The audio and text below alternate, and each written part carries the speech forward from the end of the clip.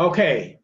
I just want to say to the other speakers here tonight that I am privileged and honored to share the night with you. And to the audience, I can see all of you on my screen. I wish that I could be with you in person, but from me to you, you all look really beautiful. I'm going to take you on a little trip. Our first stop is the day that I came out, all the way out for the very first time. I was 4 years old, and in our West Side Chicago apartment, we had the mother load of all washing machines, a front loader Philco Bendix up on stilts in the kitchen. Well, one day, my mother went to pay the milkman. Stephen, I can't find my money. Where's my money? To which I casually replied, oh, don't worry, it's dirty, I'm washing it. Well, she flew into the kitchen, only to find me standing in front of the washing machine, stark naked, in a pair of 3-inch white high heel pumps, watching her money swirl through the wash water. I use sugar for detergent. It'll be clean soon. Well, that afternoon, as her money hung out our window, drying on the clothesline, never, ever speak of this to anyone again, ever. So up on the shelf I went with those white high heel pumps for many years to come. Sharon Brooke, soulmate, wonderful friend, died from a blood disease at 26. In the middle 70s, we used to go out to some of Chicago's early gay bars, the Bistro, the Trip. Goldberg, look, he's looking at you, and he's looking at you, and he's looking at you. And you know why? Because you're cute. Now go out and get laid and don't call me back until you do. So a couple of weeks later, terrified, I did what she said. I went out and I let myself get picked up. I went home with this guy and I told him it was my first time. We started to mess around. It felt so good. Not even awkward. This can't be your first time, he said. But it was. And I was out, and I was on my way. And boom, just like that, everything changed. My emotional state, my body, my career. I went global and became a travel agent. Back then, it was only about 10 or 15 years that homosexuality had been declassified as a mental illness. There were no gay tours. I remember the first time I tried to book two of my gay clients, on a fall foliage tour. When I called the guest house, I asked for a room with a king-size bed, and this is what I heard on the other end of the line. Constantine, I got a he-she on the phone. I was so humiliated. But as we traversed the early 80s, gay destinations started to emerge. One of the first, San Juan, Puerto Rico. There was this guest house there. Arcos Blancos. What a place. We could go there and be fully expressed. But then again, it was only in the confines of the resort. Out on the street, it was business as usual. I got eggs thrown at me. I was called terrible names. Faggot, Maricone. Bobby Butler, flight attendant for United Airlines. Great friend. The kind of friend that lifts you up. In the middle 80s, he contracted AIDS. He was really sick, but he recovered and he had a honeymoon period of about 10 months when he was well enough to work, but he couldn't go back to flying with United. So I arranged to give him a job in our travel agency. It wasn't long before he won the hearts of everybody in our office with his sweet Southern charm. But one day, my two assistants came to me. You know, we can catch AIDS by working with them. I explained, your medical resident fiance is wrong. You can't catch AIDS that way. But you either fire them or we're quitting.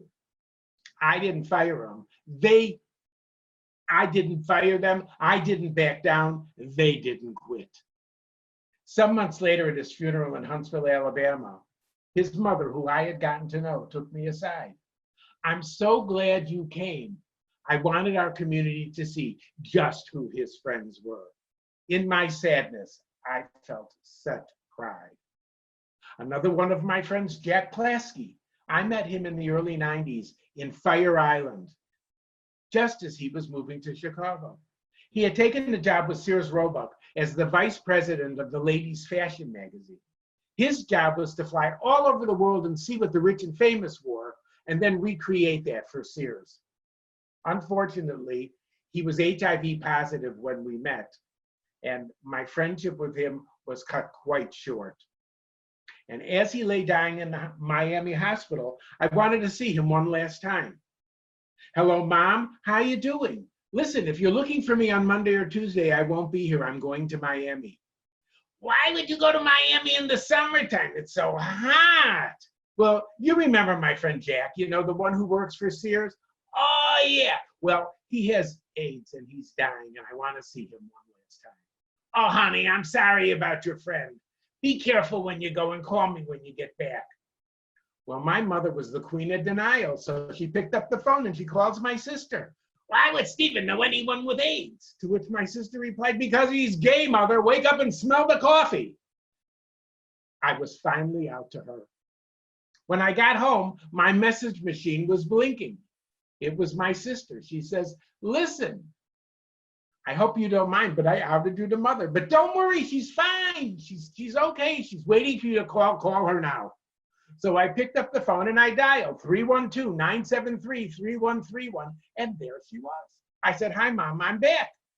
I heard you got some news about me. And we had the most evolved, intelligent, loving conversation ever. I couldn't believe it. I thought to myself, who in the hell is this woman? What number is this? I had come out to her as well. One year, I took a group of gay psychiatrists on safari in Kenya, where homosexuality is not even mentioned in their vocabulary. Dr. McEldoon.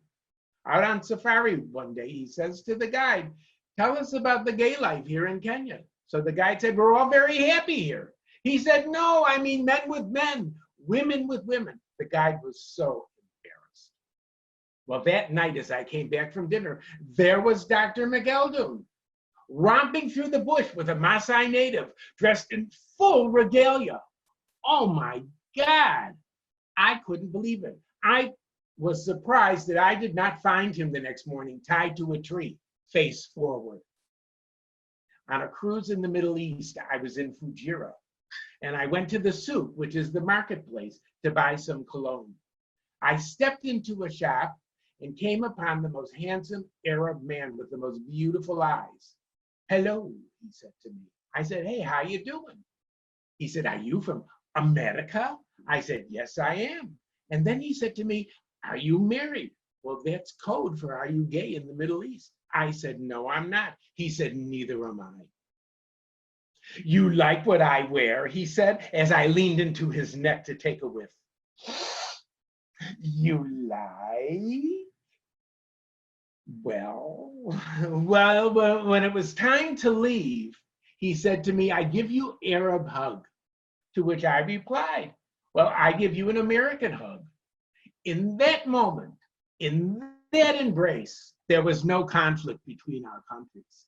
There was only love and connectedness. That, my friends, is real power. So here we are in the present. We're free to love who we love. We're free to be who we want to be. In terms of travel, there's still gay tours, but now we're mainstream. We can go anywhere we want and be anything that we want. We go with style. We go with dignity. We've arrived. So when we hide from others, we also hide from ourselves. We never know what might be possible. It's a very big price to pay. So remember, if you're meant to go to Paris, then go to Paris. If you need to be in New York, then don't you go to Poughkeepsie and pretend to like it. If your friends want you to be in Key West and you need to be in Miami, go to Miami. Go to where you're meant to be. Go there. Be you. Now you enjoy the trip. Thank you.